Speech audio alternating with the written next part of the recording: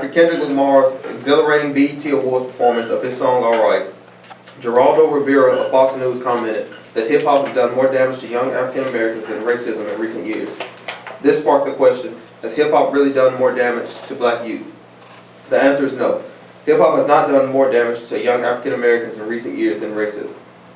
According to Anthony Harrison, author of Hip-Hop and Race, hip-hop has become one of the foremost arenas in which discussions of race, racial injustices, and transformations of racial meanings occur. Hip-hop is the most notable form for expressing thoughts on racial issues. Before one can study and understand the relationship between racism and hip-hop, one must know the theories and representations of race are. Eduardo Silva, sociology professor at Duke University and president of the American Sociological Association, asserts in his book, Racism Without Races, that notions of racial differences are human creations rather than eternal, essential categories, meaning that the theories of the differences between races are made by people rather than already being established. Silva speaks of a notion that is commonly found in America. He uses the words racial structure to describe the notion of how race has historically provided privileges to those with white skin and restricted the distribution of economic, political, and social capital to those with darker skin. To put it another way, people who have darker skin tones are automatically limited as to how much money or credibility they receive. A study given and released by the Bureau of Justice Statistics in 2010 showed that black men were sent to jail at a rate almost 7 times higher than white males, which shows that the effects of racial differences are still relevant today, just as they were relevant in the past. Stephen Netko himself writes that individuals and groups develop racial ideologies to interpret and explain their varied experiences with race. Silva defines racial ideology as the racial-based frameworks used by actors to explain and justify or challenge the racial status quo.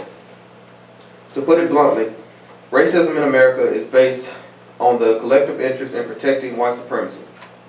Obviously, racism still exists and very much defines and shapes the life of African Americans, but what does any of this information have with the relationship between hip-hop and racism?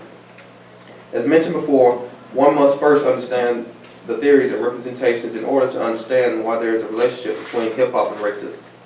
Lamar's song, Alright, as criticized by Geraldo Rivera as damaging to young African Americans, is actually a call for hope that African American communities desperately long for after shootings of unarmed black men at the hands of police officers such as 18-year-old Michael Brown and 43-year-old Eric Lamar.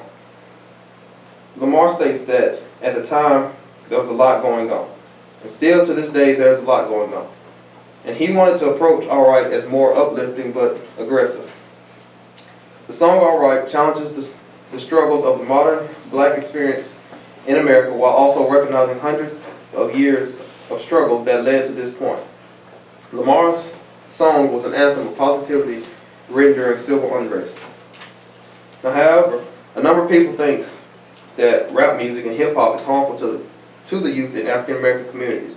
Now, according to E. Faye Williams, African American children have been bombarded with misogyny, violence, and obscenity through public airwaves day after day. Admittedly, violence, obscenity, and misogyny are present in some rap music and hip-hop culture, but in reality, violence, obscenity, and misogyny are already evident in society. Russell Simmons states that misogyny is not a hip-hop created problem.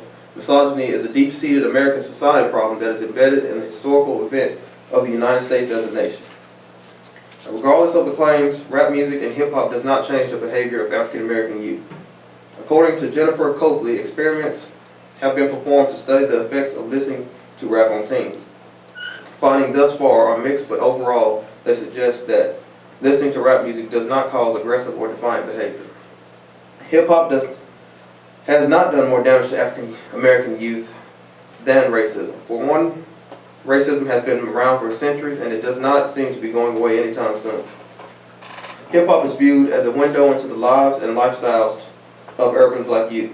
Because African American kids living in poverty have no voices, if they try to voice their opinions, they and their voices will just get tossed to the side.